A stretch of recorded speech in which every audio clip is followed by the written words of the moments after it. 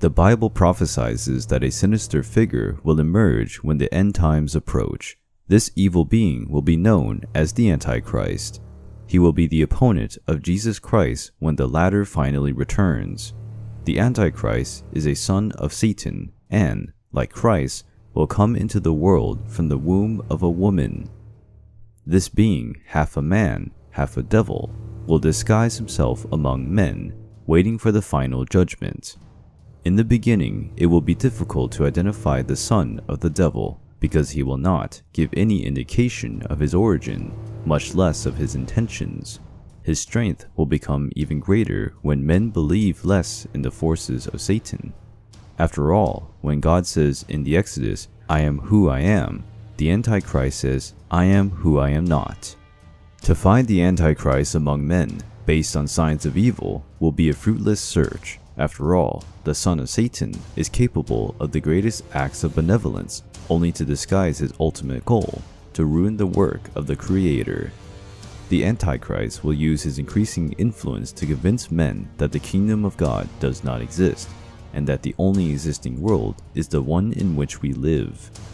By denying the existence of heaven, he will convince those who do not have genuine faith in the Creator that hell does not exist either. Thus, without fearing hell, man will become an easy target for the devil's temptations.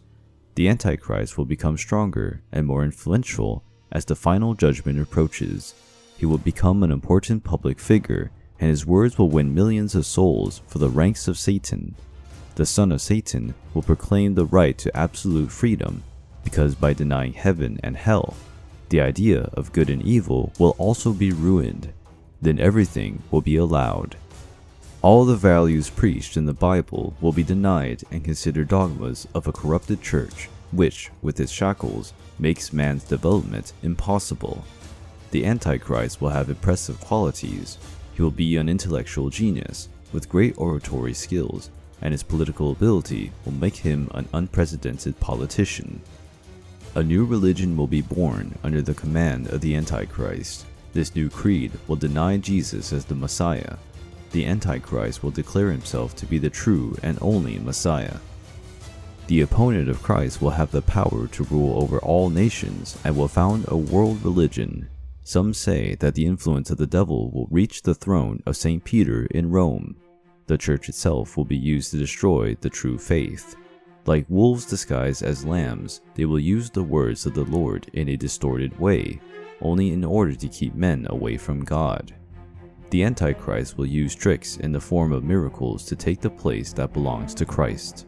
He will mark people with the number of the beast, 666.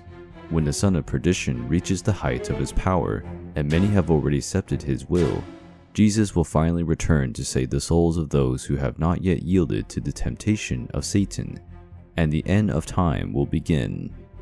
The epithet of Antichrist has already been applied to various historical figures, such as Nero, Napoleon, Hitler. Luther, one of the leaders of the Protestant Reformation, infuriated by the directions of the Catholic Church, said that the Pope was working against Christ, which would make him an Antichrist.